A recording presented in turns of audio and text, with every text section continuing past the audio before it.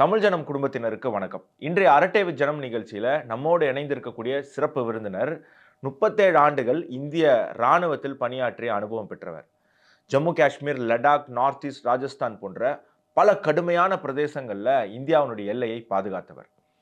United நேஷனில் அவங்களுடைய அமைதி படையில் இந்தியாவின் சார்பாக ஆப்பிரிக்காவில் போய் பணிபுரிந்தவர். பல ட்ரோன் டெவலப்பிங் டெக்னாலஜி கம்பெனிஸினுடைய மென்டாராக இருந்துட்டு வரக்கூடியவர். IIT alumni. Let's welcome Major General Indrapalan sir to our show. வணக்கம் சார். வணக்கம். ஜெய்ஹிந்த் சார். ஜெய்ஹிந்த். ஜெய்ஹிந்த் அனந்த் டு என்டையர் ஜனம் டிவியோட எல்லா வியூவர்ஸ்க்கும் வணக்கம். Thank you sir. Thank you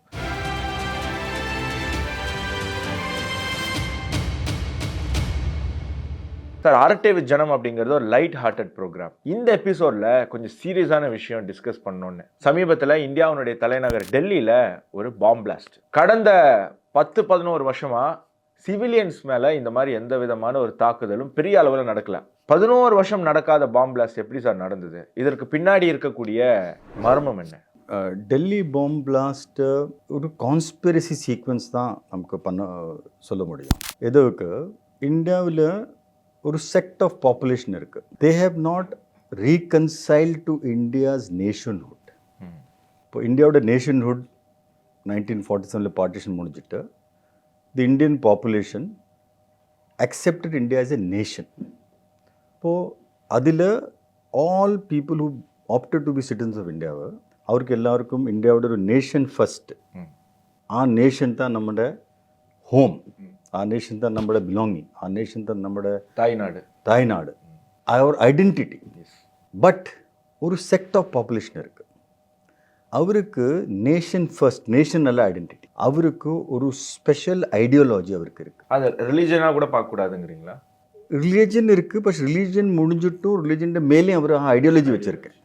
till such time a sect of population accepts India as their identity, அதுவரை இப்படி கான்ஸ்பிரசி நடந்துன்னு இருக்கும். பொதுவாக இந்த டெரரிஸ்ட் ஆக்டிவிட்டீஸுக்கு ஆட்கள் கிடைக்கிறதுக்கு காரணம் அவங்க ஏழை, அவங்களுக்கு கல்வி அறிவில்லை, இப்படியெல்லாம் சொல்லுவாங்க. பட் இந்த டெல்லி இன்சிடெண்ட்டில் சிக்கின எல்லா பயங்கரவாதிகளும் well educated doctors and financially stable family.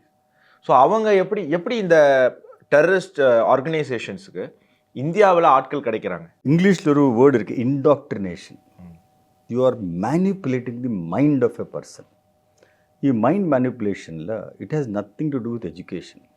S, no doubt, ನಮ್ಮ ஒரு ಪೂರ್ ಫ್ಯಾಮಿಲಿಯಿಂದ ಇದ್ದಾಚು, ಲೋ ಎಜುಕೇಷನ್ ಇದ್ದಾಚು, it easy to manipulate. But ನಮ್ಮ ಅಮೇರಿಕಾയിൽ when the attack happened on the twin tower, America's twin towerல அதிலும் pilot, engineers, everyone was involve இல்லையா? அதே போல் இந்தியாவிலும் same thing. It comes back to ஒரு செக்ட் ஆஃப் பாப்புலேஷன் இருக்குது. They are not accepting India as their nation. They are only accepting that ideology. Our ideology success avardhukku vendi, it is supported definitely from foreign powers. It is beyond education, beyond. In fact, if you see now, if they are rich, if they have money, instead of paisa kondu using the wealth for betterment of population, for welfare of population, for growing business, they are diverting that to a wrong place. So அவருக்கு a combination of the ideology, support from foreign powers, support from wealth and education, அவருக்கு coupled all this indoctrination. What is the indoctrination? இப்போ நம்ம school போகும்போது right from beginning, நம்மள most of us have studied in school. We are taught about India as a mother, our parents, our religion, peacefulness, harmony எல்லாம் நம்ம படிப்புறேன். For them, from childhood only they are taught who are their enemies. It is ingrained in your psychology, ingrained in your brain, ingrained in your thought, ingrained in your everything, every action. இப்போ இந்த மாதிரி terrorist attack எப்போ நடக்கும்போதும் as a country, as a nation, as a government, India எப்போவுமே பாகிஸ்தானை blame பண்ணுறாங்க. பாகிஸ்தானுக்கும் இதுக்கும் சம்மந்தம் இல்லை அப்படின்னு ஒவ்வொரு தடவையும் அவங்களும் ரெஃப்யூஸ் பண்ணிட்டு இருக்காங்க. எதன் ஆதாரத்தின் அடிப்படையில் இந்தியாவில் நடக்கக்கூடிய டெரரிஸ்ட் அட்டாக்கு பாகிஸ்தான் தான் காரணம் அப்படின்னு நம்ம கண்டினியூவாக சொல்லிட்டு இருக்கோம். இன் மை அண்டர்ஸ்டாண்டிங்கில் இந்தியாவோட அகத்து டெரரிஸ்ட் அட்டாக் நடக்கும்போது there are two ways you can look at it. One is driven and executed by Pakistan. The other is supported by Pakistan. They are two separate things. Driven, executed by Pakistan, Pahalgam attack இல்லையா? That is very clear indication. So that was driven. இதில் they are supporting ஒரு set of people who are anti-India, who have anti-India ideology. அவரை support பண்ணிட்டு the support ஆக்டிவிட்டியில் one type of terrorist attack வரும். To my mind this is that type of activity. Without foreign support அவருக்கு இதெல்லாம் ammonium nitrate கிடைக்கிறதும் for the funding required it's not easy to do all that without that support. It's a full network that needs to support. ஒரு வரும் supporting two people alone is not enough. Full network support எப்படி பண்ண முடியும்? அது பண்ணுறதுக்கு you need foreign support. இப்போ support இருக்குது definitely. நீங்கள் வந்து ஜம்மு காஷ்மீரில் ஒர்க் பண்ணியிருப்பீங்க. ஸோ அந்த எக்ஸ்பீரியன்ஸில் இந்த ஸ்லீப்பர் செல் நெட்வொர்க் வந்து எப்படி வந்து அவங்க ஆக்டிவேட் ஆகிறாங்க, அது எப்படி அவங்க ஒரு கண்ட்ரோல்குள்ளே வச்சுக்கிறாங்க, மெசேஜ் எல்லாம் அவங்களுக்கு எப்படி பாஸ் பண்ணுது? So Indian government, Indian army வந்து அவங்கள ரெஸ்ட்ரிக்ட் பண்ணுறதுக்கு எந்த மாதிரியான ஸ்டெப்ஸ் எடுக்கிறோம்? ஸ்லீப்பர் செல் earlier அவருக்கு ஆப்ரேட் பண்ணுறதுக்கு ரொம்ப ஈஸியாகிடுச்சு. Now with technology coming up, அவரோட communication, sleeper cell means they have to communicate, understand, communicate பண்ணணும். அது பண்ணுறதுக்கு they have to use modern technology. Now அதுக்கு மானிட்டர் பண்ணுறதுக்கும் we have now proper kind of monitoring mechanism. Even then every single communication monitor பண்ணுறதுக்கு it's not easy, humanly impossible. We have the largest number of mobile phone in the whole world. Every single mobile phone நமக்கு monitor பண்ண முடியுமா? So ஒரு hint கிடைக்கும்போது, ஒரு intelligence report கிடைக்கும்போது மட்டும் you can do that. So this is the same situation. இப்போ டாக்டருக்கு ஒரு மொபைல் இருக்குது. How will imagine that doctor will enter into sleeper cell mode? It is difficult to say. There is no background இல்லையா? So அப்படி unless this monitoring mechanism where every single is monitored, it is not possible to monitor sleeper cell communication. And can you do? அது பண்ண முடியுமா?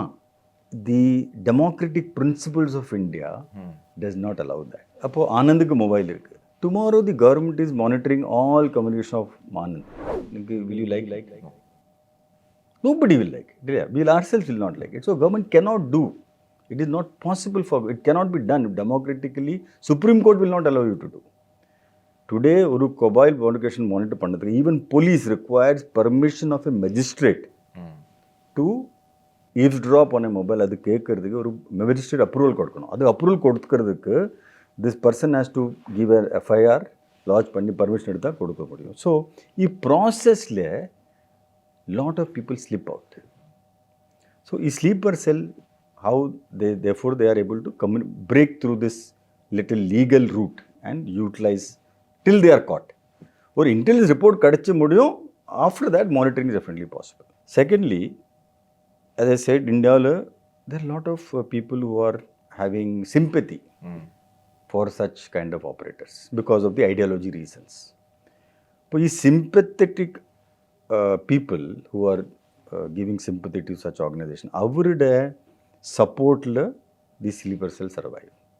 அவருக்கு என்ன why sympathy? So one monetary reason இருக்குது. So they're getting for providing support. அவருக்கு foreign funding இருக்குது. Then அவருக்கு ஒரு ஐடியாலஜிக்கல் சப்போர்ட் இருக்குது. இது ஒரு one of them also said that if you are acting against Hindu population and if you create take lives of Hindu people, so there is a population which believes that that is the law of their religion. Third thing is, of course, India's heterogeneous population mix.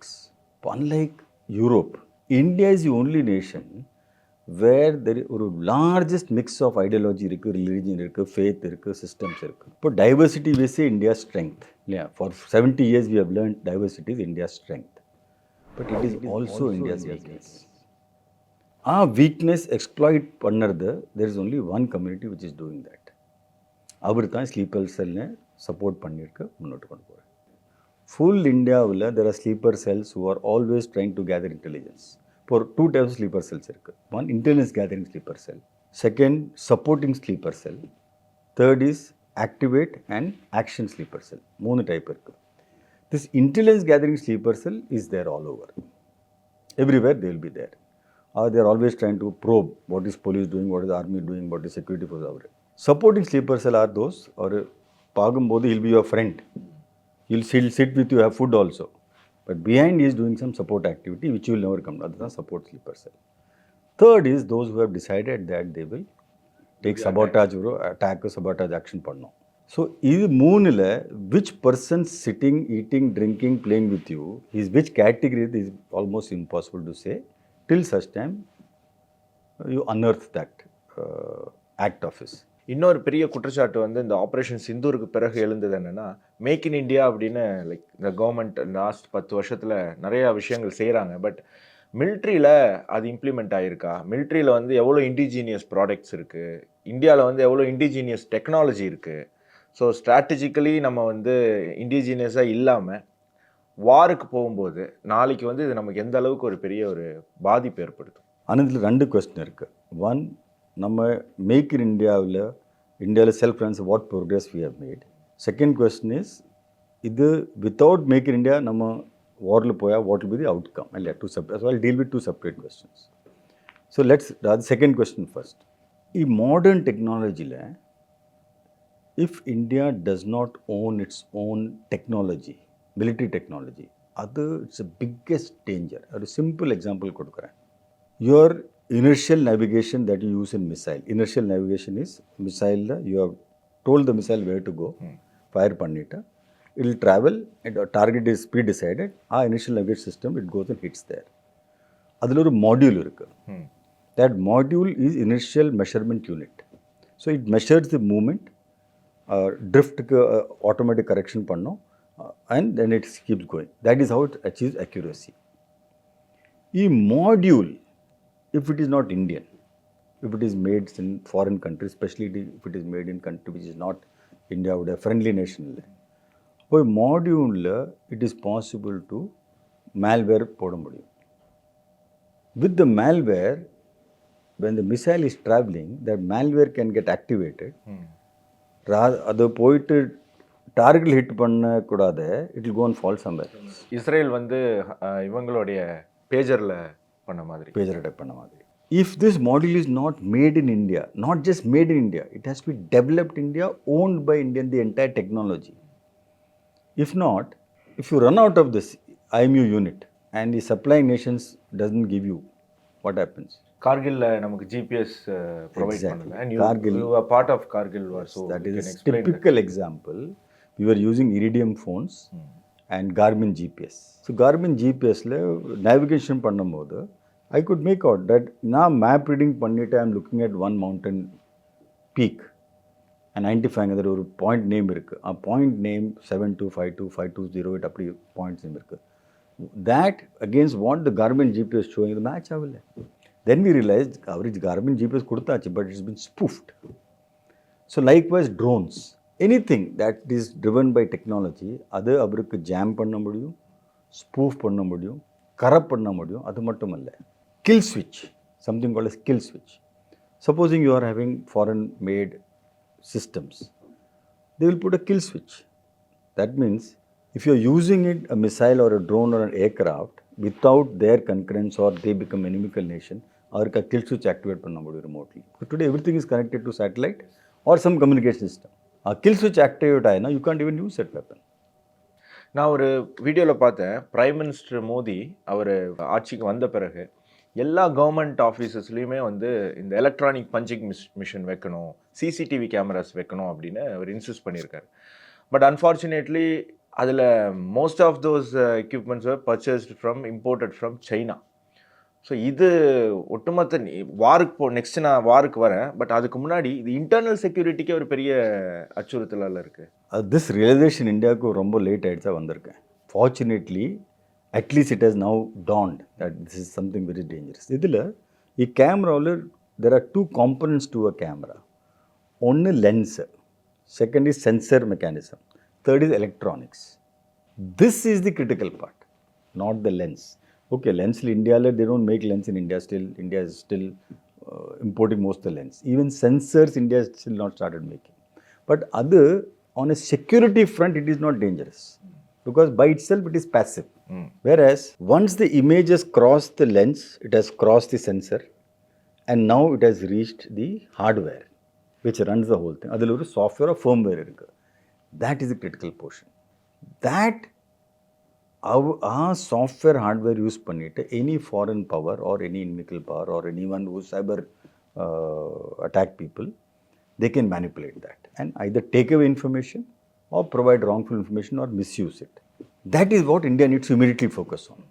At the least, we are electronics industry should be able to make sure நம்ம எல்லா camera government இன்ஸ்டலேஷனிலும் security இன்ஸ்டலேஷனும் military இன்ஸ்டலேஷனும் எல்லாவோட install பண்ணும்போது including airports அதோட electronics and software should be 100% India. அது பண்ண முடியும். It is not that it is not possible. It is very much possible. கான்ஷியஸோட கான்ஷியஸ் மட்டுமல்ல, there is need to create the correct ecosystem. But whom to blame sir? கவர்மெண்ட்டால் policies கொண்டு வர முடியும். இப்போ பிரைம் மினிஸ்டரால் வந்து மேக் இன் இந்தியா வரணும், stand up India, start up India வரணும்னு அவர் ஆசைப்படலாம். பட் யங்ஸ்டர்ஸு என்டர்பிரினர்ஸாக வரணும்னு நினைக்கிறவங்களாம் இந்தியாவில் 10ல் 8 பேர் வந்து ஹோட்டல்ஸ் ஆரம்பிக்கிறாங்க, ரெஸ்டாரண்ட் ஆரம்பிக்கிறாங்க, இல்லைனா ஒரு ஃபுட் டெலிவரி ஆப்பை க்ரியேட் பண்ணுறாங்க.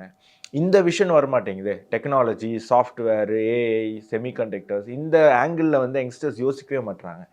ஸோ அந்த ஒரு பெரிய டிரான்ஸ்ஃபர்மேஷன் வந்தால் தானே நம்மளால் இதெல்லாம் ஃபுல்ஃபில் பண்ண முடியும். Very true Anandhi. What you said is extremely true. இந்தியாவோட mind set post investor community and entrepreneurship community so far was this only. How to make money through entrepreneurship. அதுதான் main aim. I have also done MBA. நான் IIT கடப்பூரில் MBA பண்ணியிருக்கேன்.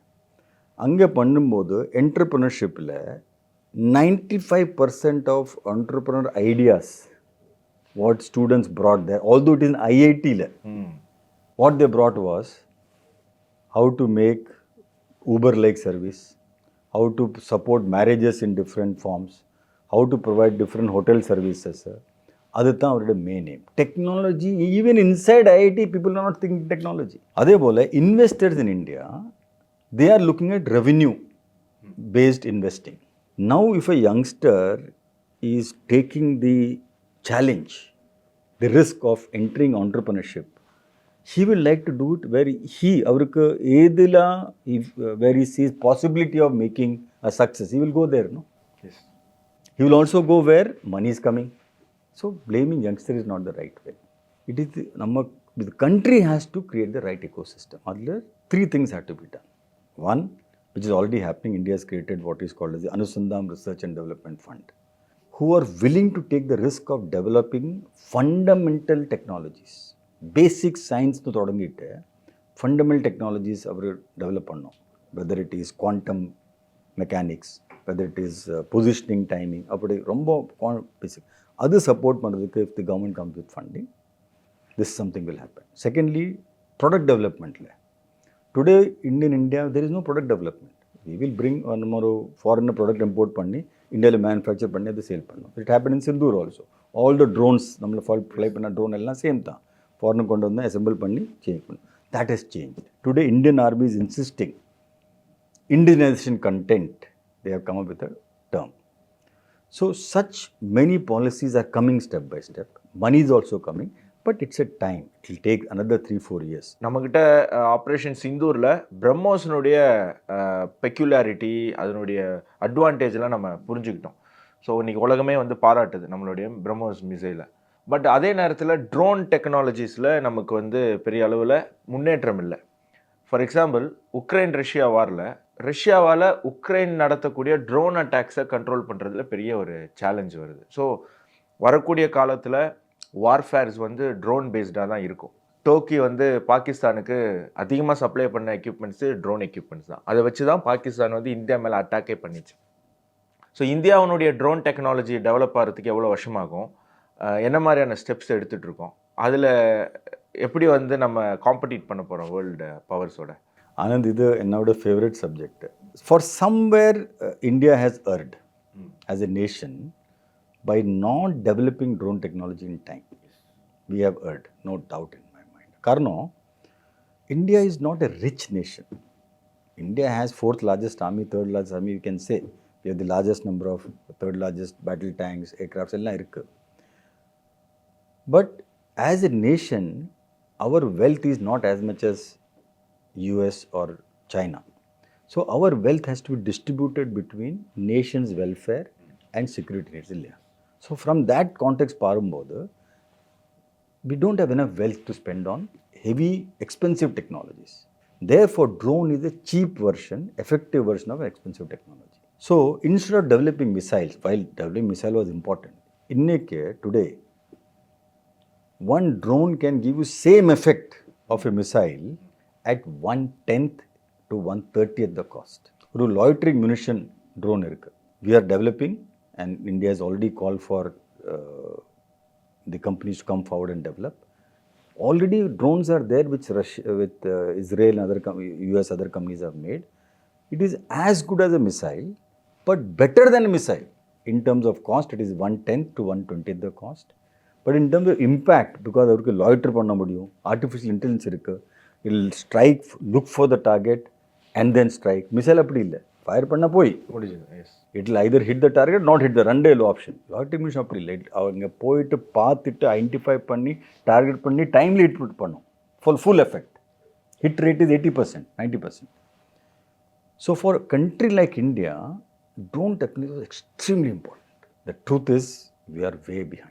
You may buy a drone, but if this technology is not yours, it is not your drone. இது develop ஆகிறதுக்கு there are companies, I am dealing with about 40 odd companies who are attempting to develop these technologies in India. Step by step it is happening. It will happen, it's not that it will happen. But we are still at least 2 to 3 years away, at least, before we can say either 100% indigenous drone, including ownership of original technology, firmware, hardware. அப்படி ஒரு zone ready பண்ண table வைக்கிறதுக்கு we are at least 2 years away, if not 3. இப்போது இந்தியாவினுடைய இப்போ ஆர்மியோடைய will power பார்த்துட்டோம், ஏர்ஃபோர்ஸினுடைய will பவரும் பார்த்துட்டோம், நேவியோட வில் பவர் முன்னாடி வார்ஸ்லலாம் நம்ம பார்த்துருக்கோம். கராச்சியெல்லாம் 2 நாள் 3 நாள் தொடர்ந்து அதை வந்து எரிய விட்டுருக்காங்க. ஆனால் தற்பொழுது இருக்கக்கூடிய வார் சுச்சுவேஷனில் ஃபைட்டர் ஜெட்ஸினுடைய இம்பார்ட்டன்ஸ் ரொம்ப முக்கியம். சைனாலாம் 6 ஜென் அந்த மாதிரி போயிட்டுருக்காங்க. நம்ம இன்னும் 4.5 நமக்கு இன்ஜின் கிடைக்காம கஷ்டப்பட்டுட்ருக்கோம். இன்றைக்கி ஒரு நியூஸ் நம்ம பேசிகிட்டே இருக்கும்போது ஒரு பிரேக்கிங் நியூஸ் வருது. துபாய் ஏர்ஷோவில் இந்தியாவினுடைய தேஜஸ் வந்து கிராஷ் ஆகி அது வெடிச்சிருக்கு. பைலட் எஜெக்ட் பண்ணலன்னு சொல்கிறாங்க. We have to wait for the details. So இதில் கொஞ்சம் நம்ம சொதப்புறோம். ஏன்னா நம்ம ஏர்ஃபோர்ஸுக்கு தேவையான நம்பர் ஆஃப் ஸ்குவாட்ரன்ஸ் வந்து 40s இருக்குது தேவையானது. ஆனால் நம்ம 29, 27 தான் இப்போது கரண்ட்டில் இருக்கோம். ஸோ இது பெரிய கேப் இருக்குது இல்லையா? இமீடியட்டாக ஒரு 3 கார்னர் ஃபைட் வருது, சைனா, பாகிஸ்தான், பங்களாதேஷ்லாம் வராங்க அப்படின்னு சொன்னால் நம்ம எப்படி ஹேண்டில் பண்ண போகிறோம்? In my personal opinion, if I were to இதில் ஸ்ட்ராட்டஜிக் பிளானிங்கில் அக்விசிஷன் பிளானிங் பண்ணும்போது இந்தியாவுக்கு to acquire 40 squadrons it is highly expensive. இந்தியாவோட national resource, huge national resource will go into that, because India's own aircraft production capacity இல்லை. Tejas is a trial which is happening. This accident is a setback on that. India's attempt to create its own aircraft. நான் சொல்லியிருக்கேன், even in drone technology we are almost 3-4 years. In aircraft technology we are 10 years behind rest of the world. அது to come to that stage all of a sudden and create world class aircrafts is not easy. Tejas is an attempt. It will take another 10 years before Tejas aircraft become really airworthy to be taking part in wars at military grade level.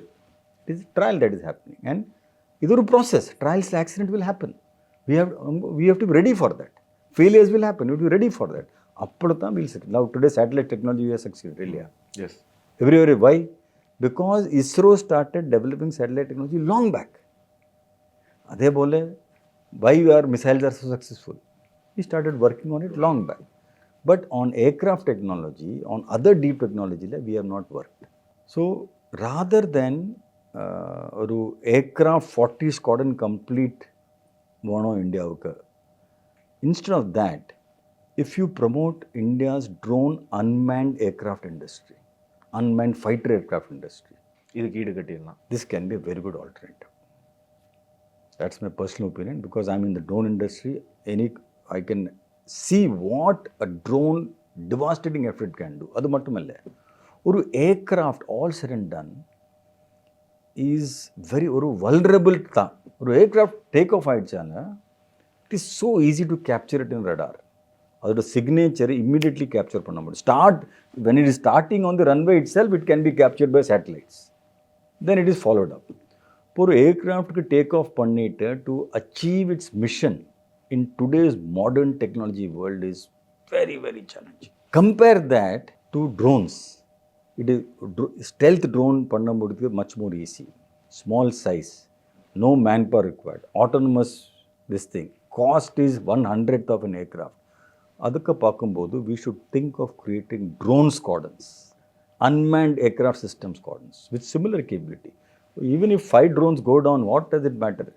The other 100 will go and hit. அதுதான் my personal opinion as a strategic thinker, that rather than ஒரு 40 squadrons create போது keep 20, 25, 30 squadrons.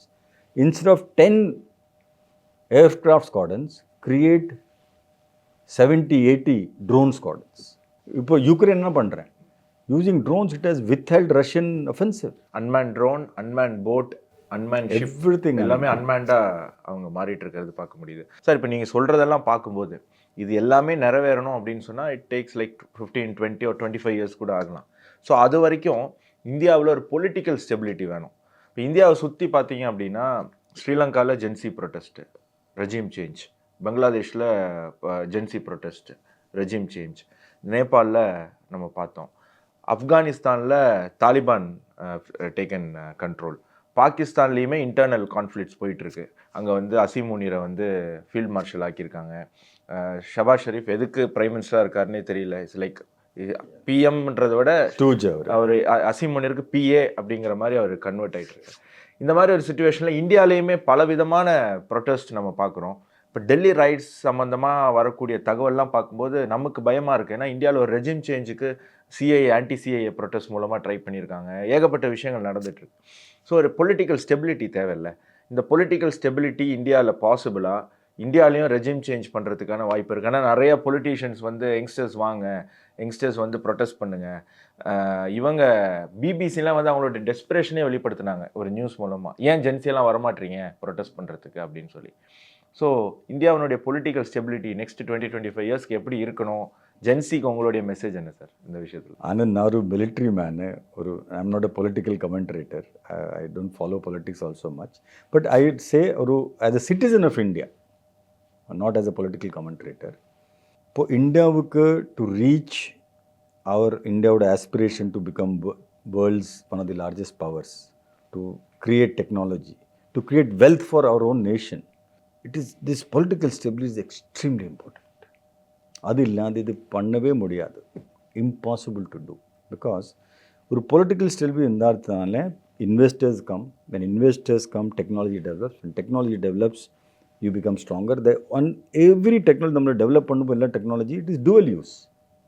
It is not only for military use, same technology use for civilian use also. ட்ரோனுக்கு தான் ரொம்ப civilian use இருக்குது டெக்னாலஜியில், அதே போல் navigation டெக்னாலஜியில். So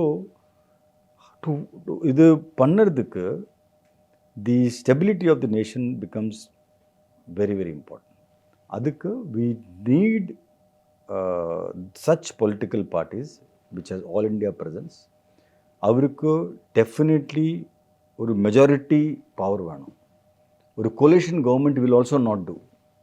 It has to be for next 10-15 years. Why did China? Let's take simple example of China. One party rule. Yes. How did China grow so much? China was what? அவர் ஒரு communist nation தான் அவர், இல்லையா? Purely communist nation, socialist ideology, communist ideology. It was a state nation which was in very poor state. நமக்கு பின்னாடி இருந்தாங்க, இல்லையா?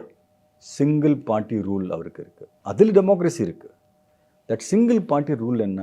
You will keep taking decisions wrong ஆகிடுச்சா will correct it and again move on, but will not change it. இப்போ அது போகும்போது தான் the nation prospers. That is how China has prospered. அதே போல் I am not saying India should become like China, that Chinese rule is not required, but at the least நம்மளோட ஜனங்கள், நம்மளோட மக்கள், தே ஷுட் பிலீவ் இந்தியாவுக்கு ஒரு strong at national level, ஒரு strong leadership, ஒரு ஸ்ட்ராங் பார்ட்டி, ஒரு strong democratic force with full decision making authority, with majority இருந்தால் தானே we can become a strong nation. At state level it is different. ஒரு federal சிஸ்டமில் states can churn and go, that is not a problem. But national லெவலில் ஒரு strong party தான் வேணும். கண்டினியூவாக நமக்கு 100% இருக்கும், இருக்கு இல்லையா? கரண்ட்லி இட் சீம்ஸ் நம்ம நேஷ்னல் லெவல் பார்ட்டிக்கு, பிஜேபிக்கு currently doesn't look like thus a major challenge. And if they continue doing good work, definitely they will remain in இப்போ power. ஆல்டர்னேட் பார்ட்டி ரூலுக்கு வரதா இருந்தாலும் அவங்களும் இதே மாதிரி ஒரு பேட்ரியாட்டிக்கா ஒரு இந்தியன்னஸோட சிங்கிள் மெஜாரிட்டியோட வந்தது அப்படின்னு சொன்னால் லைக் யூஎஸ் மாதிரி ரிப்பப்ளிகன் டெமோக்ராட்ஸ் மாறி மாறி வராங்க. பட் அவங்களுடைய டிசிஷன் மேக்கிங்ஸ் அவங்களுடைய பாலிசிஸில் எந்த சேஞ்சுமே வர்றது கிடையாது. இன்டர்னலாக நிறையா சேஞ்சஸ் வரும். ரிப்பப்ளிகன் வரும்போது ரூல்ஸ் மாற்றுறாங்க. பட் அவங்களோட எக்ஸ்டர்னல் அஃபேர்ஸ் வந்து எப்போவுமே மெயின்டைன் ஆகிட்டு இருக்கு. ஸோ அந்த விஷயத்தில் பண்ணணும் அப்படிங்கிறீங்க sir. 37 years of Indian army service, அப்புறம் இப்போ வந்து ட்ரோன் டெவலப்பிங் டெக்னாலஜி கம்பெனிஸ்க்கு மென்டார், ஐஐடி அலுமினி, மியூச்சுவல் ஃபண்டினுடைய இண்டிபெண்ட் டைரக்டர், இவ்வளவு சீரியஸான விஷயங்கள் நீங்கள் ஒரு பக்கம் பண்ணிகிட்ருக்கீங்க. அதே நேரத்தில் ஒரு 1971 வாரை பற்றின ப்ளே ஒன்றும் நீங்கள் வந்து பண்ணியிருக்கீங்க. ஸோ எதுக்கு சார் அந்த ப்ளே, அந்த ரூட் ஆர்ட் அப்படிங்கிற சைடுக்கு எப்படி? அதுவும் சீரியஸ் தான் ஆனந்த். ஆர்ட் ரூட்டு போயாச்சும், பட் அது ரொம்ப சீரியஸ் ஆர்ட். எதுக்கு? இந்தியாவோட 1971 விக்ட்ரி ரொம்ப பெருச victory, one of the biggest victories in the history, even World War I, World War II comparison போது. எதுக்கு? இப்போது யூக்ரைன் வார் எவ்வளோ நாள் ஆகிடுச்சு? 2 years 3 years 3 years ஆக போகுது. அது அது இஸ்ரேல் வார் another 2 years ஆச்சு இல்லையா? ஆப்கான் வார் எல்லாம் all 2 years 5 years 10 years. But இந்தியாவோட 1971 வார் 13 டேஸில் Indian arm forces war start பண்ணிவிட்டு 13 டேஸில் Pakistan was on its feet. East Pakistan இன்னைக்கு அதுன்னா பங்களாதேஷ். அப்புறம் ஆ சமயத்து அது என்ன? East Pakistan army commander, governor, lieutenant general A நியாசி 13 டேஸில் அவர் இந்தியா ஆர்மியோட முன்னில் வந்து சரண்டர் பண்ணிவிட்டு வெப்பன் போட்டாச்சு. 93,000 சோல்ஜர்ஸ் நம்மளுக்கு கேப்சர் பண்ணியிருக்கேன். அண்ட் இப்படி அன்பிரசிடென்ட் விக்ட்ரி இதுவரை nobody has shown for a just war. வாரும் ஒரு just war. We created a democracy. War பண்ணிட்டு இந்தியா கூட state back. We could have adopted East Pakistan, absorbed இந்தியாவோட அனெக்ஸ் பண்ணி வெஸ்ட் பெங்காலில் கனெக்ட் பண்ணிவிட்டு, like west Germany, east Germany connect ஒரு one Germany இல்லையா, அதே போல் கனெக்ட் பண்ணிவிட்டு கூட made into Bengal, unified Bengal. Instead of that we gave them freedom, we gave them democracy. We were there to hoist their national flag. இதுக்கு பண்ணிவிட்டு what is Bangladesh doing today? So நம்ம மக்களுக்கு, நம்ம யூத்துக்கு, they don't know what a great war India has fought, how that war was fought. For another country, creating another country. And Manak Shah's leadership, Indian military leadership, decision making, and 4,000 Indian soldiers laid down their lives. We have Paramveer Chakras, Mahavir Chakras, பயங்கர heroism. அதுக்கு நம்ம மக்களுக்கு தெரியணும். There is not a single movie இந்தியாவில் இன்னைக்கு which covers the war as a whole. அதில் எக்ஸெப்ட்ஸுக்கு இருக்குது கொஞ்சம் கொஞ்சம். Some movies have come now recently also, but nothing covers the war as a whole. அதுக்கு I just took up upon myself. இப்படி ஒரு 71 war பற்றி play.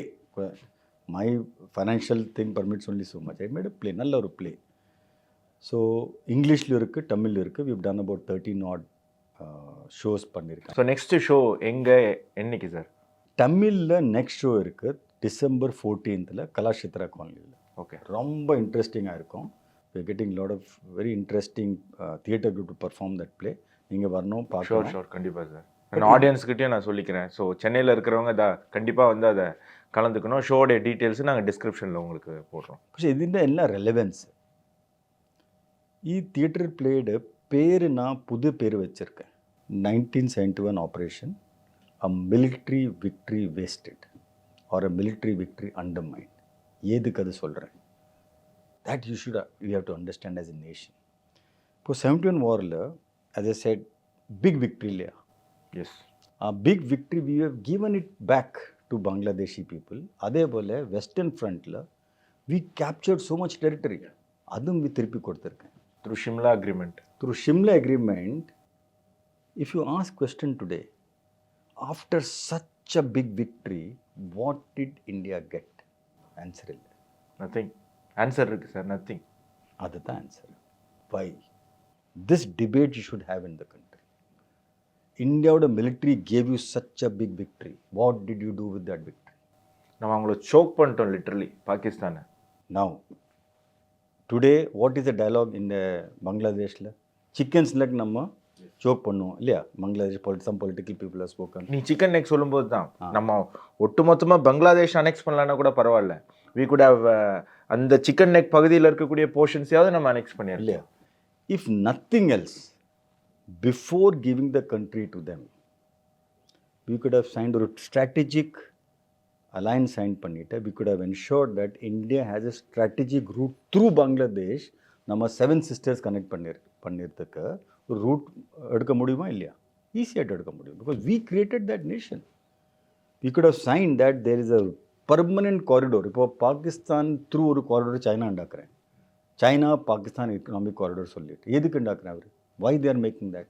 Because they want redundancy for their petroleum route, for the trade route from Arabian Sea, from port of Hormuz Strait, Gwadar port in there, directly to China. Why they are doing that? That is the strategic need of China. Why India could not do that? Why did we give it away? அன்றைக்கி பாகிஸ்தானை நம்ம choke பண்ணிட்டோம். China இந்த அளவுக்கு developed இல்லை. They had their own problems. Correct. We like ஜியோ பொலிட்டிக்கில் நமக்கு எல்லா விதமான ஒரு சப்போர்ட்டுமே இருந்தது. Lack of decision making. So அங்கே somewhere politically we have not adequately capitalized on that situation. But that question we have to ask so that we don't repeat such mistakes. But adukku to make aware people what great victory we had, and this Bangladesh today in that state, why we allowed that situation to happen there, all this could have been avoided. And India would have strategic military strategy or political strategy right ஆயிருந்தா we would not have been in this state. ஒரு ப்ராப்பரான international border Jammu காஷ்மீரில் இருந்திருந்தாலுமே நிறைய problems வந்து இந்தியாவில் வந்து நம்மளால் control பண்ணியிருக்க முடியும். ஸோ ஒரு பெரிய ஒரு என்ன சொல்ற ஸ்ட்ராட்டஜிக்கல் எரர் நம்ம வந்து பண்ணியிருக்கோம். கார்கில் வார்லையுமே நீங்கள் பார்ட்டிசிபேட் பண்ணியிருக்கீங்க சார். ஸோ அதோடைய பிளேவை நம்ம எக்ஸ்பெக்ட் பண்ணலாமா at some point of time? Yes, அது எனக்கு மைண்டில் இருக்குது. That is my life I woods ambition. ஒரு ப்ளே க்ரியேட் பண்ணுறதுக்கு இல்லைங்க ஒரு ப்ராப்பர் ஃபிலிம் க்ரியேட் பண்ணுறது ஒரு புக் எழுதிருக்கு. பட் பிகாஸ் நான் my drone technology I am very busy, I'm not getting time. But yes, நீங்கள் ஒரு இனிஷியேட் பண்ணியிருக்கேன் டிஸ்கஷனை. I will definitely try. உங்கள் எக்ஸ்பீரியன்ஸை ஷேர் பண்ண முடியுமா சார்? அந்த கார்கில் டைமில் முக்கியமான சில இன்சிடென்ட்ஸ். இதுவரை I have not spoken public about Kargil war because I am waiting for the right opportunity. எனக்கு ஐ ஹவ் காட் 3 டைரிஸ் இருக்குது கார்கில் வார் பற்றி. I wrote the diary myself during the war. Possibly very rare diary. நீங்கள் எங்கே இருந்தீங்க sir அந்த டைமில்? எந்த இடத்துல? பட்டாலிக் செக்டர். இப்போ கார்கில்ல 2 செக்டர் இருக்குது, திராஸ் செக்டர், ஒரு Batalik sector. I'm not getting into the incidents. ஏன்னா நீங்கள் அது புக்காக எழுதும்போது அது படிக்கிறதுக்கு தான் நானும் வெயிட் பண்ணிட்டு இருக்கேன். பட் பட்டாலிக் செக்டரில் தான் இருக்கேன். Batalik sector was a very challenging sector. இப்போ Dras sector was on the road side. Batalik செக்டர்ன்ற அங்கே போயிட்டு எனிமியை ஃபைட் பண்ணுறது மும்பை தானே. You to fight the entire terrain. ஒரு 20 kilometers you to go walking with ஒரு 45 kg payload on your back. ஒரு வெப்பன்லாம் எடுத்துகிட்டு வித் ஃபுட் ரேஷன் அமினிஷன் போயிட்டு then you reach the mountain base. அப்படியே மவுண்டன் கிளைம் பண்ணிட்டு தான் you have to go into combat. So ரொம்ப challenging. அங்கே தான் I almost lost my life on 2 occasions. One when my bunker was hit by ஒரு mortar shell வந்து அங்கே hit back. Fortunately I was just outside that bunker. Second ஒகேஷனில் ஒரு ரொம்ப கிளிஃபில் ஸ்லிப் ஆகிட்டு அங்கே ஸ்லிப் ஆகி போயாச்சு. I don't know where I will land up. Almost 200-300 feet just went down. Somehow survived, God's will, survived தான். So lot of experiences are there. This is just few things we'll talk about in the bookல நல்லா பேசுகிறேன். நாங்களும் வந்து அந்த புக்குக்காக wait பண்ணிகிட்ருக்கோம் sir. Sir, உங்களுடைய பொன்னான நேரத்தை இவ்வளோ நேரம் தந்து எங்களுடைய கேள்விகள் அனைத்திற்கும் பதிலளித்ததுக்கு மிக்க நன்றிங்க சார். நேயர்களே, மற்றொரு அரட்டை வித் ஜனம் நிகழ்ச்சியில் சந்திப்போம். நன்றி, வணக்கம், ஜெய்ஹிந்த்.